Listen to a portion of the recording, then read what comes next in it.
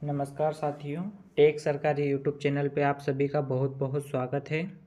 IBPS AFO mains का paper 28 जनवरी को है और बहुत ही करीब आ गई है एग्ज़ाम। तो 20 डेज़ बचे हुए हैं।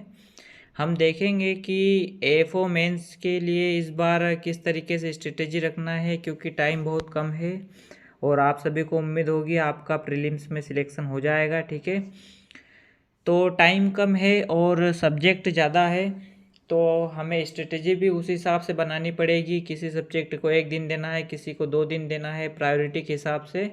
हम यहाँ पे हमने सीक्वेंस बनाया है सब्जेक्ट का। ठीक है, तो देखते हैं। सबसे पहले आएगा एग्रोनॉमी, जिसमें आपकी फील्ड क्रॉप वगैरह, सोइल साइंस सब कुछ आ जाएगा। तो इसको आपको टोटल 4 दिन देना है। 3 दिन में आप इसको पढ़ सकते हो और 1 दिन में रिवाइज कर सकते हो। ठीक है, तो पहले नंबर पे एग्रोनॉमी प्लस सोइल साइंस है, दूसरे में सोइल साइंस से लिखा हुआ, लेकिन इसमें एग्रोनॉमी और पूरा सोइल साइंस फील्ड क्रॉप वगैरह को रिवाइज करना है।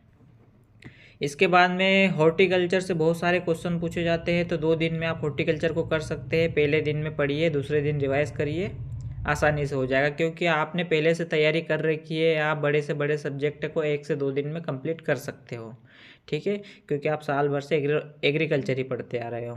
उसके बाद में चौथे नंबर पे है एनिमल हस्बेंड्री, जिसको आप 2 दिन में कर सकते हो, क्योंकि इसमें पोल्ट्री वगैरह और डेयरी साइंस वगैरह बहुत कुछ रहता है। तो पहले दिन में पढ़ लीजिए, दूसरे दिन रिवाइज कर लीजिए, आसानी से हो जाएगा। इसके बाद में आएगा एंटोमोलॉजी, जिसमें एग्रीकल्चर एंटोमोलॉजी, उसके साथ ही हनी बीस, लेक कल्चर, सिल्क वर्मा, बहुत सारे एलाइड वाले पोर्शन भी है। तो आप 2 दिन में कर लीजिए इसको।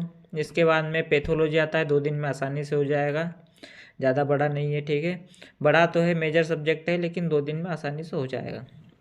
उसके बाद में 3 छोटे छोटे सब्जेक्ट है, सीड साइंस, फिशरीज और पिगरी। इसको आप 1 दिन में कर लीजिए।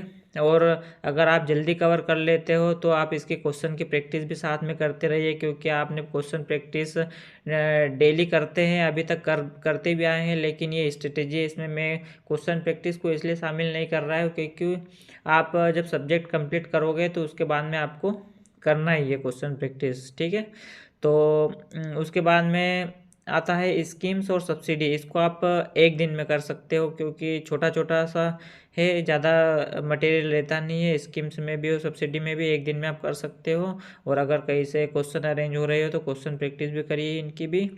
और एग्रीकल्चर इंजीनियरिंग, ये भी बड़ा सब्जेक्ट है, थोड़ा डेटा ज़्यादा होता है। तो आप पहले दिन थोड़ा पढ़िए, दूसरे दिन रिवाइज करिए, क्योंकि डेटा रहता है। अगर आप इसको रिवाइज अच्छे से करोगे तो आप अच्छे से क्वेश्चन कर पाओगे। ठीक है, क्योंकि जो डेटा बेस्ड सब्जेक्ट रहता है उनका क्वेश्चन प्रैक्टिस बहुत ही इंपॉर्टेंट रहता है। तो आप थोड़ा क्वेश्चन प्रैक्टिस इसका भी करिए।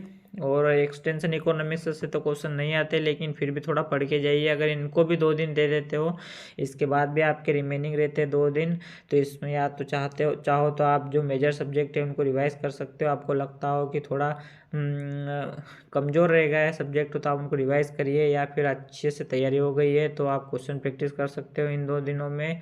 या फिर कुछ भी स्ट्रेटेजी बना के आप अपना 2 दिन ये यूटिलाइज़ कर सकते हो, क्योंकि लास्ट के 2 डेज बड़े इंपॉर्टेंट रहते हैं। क्योंकि कहीं ना कहीं से क्वेश्चन कुछ ना कुछ बन ही जाता है आप जो पढ़ते हो।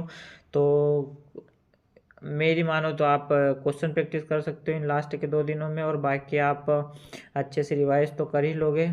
ठीक है, बेस्ट ऑफ लक। मिलते हैं नेक्स्ट वीडियो में, जिसमें हम डेली टारगेट के बारे में बात करेंगे। आपको कौन से दिन कौन कौन से पढ़ना है, किस तरीके से पढ़ना है सब्जेक्ट। ठीक है, thank you, best of luck.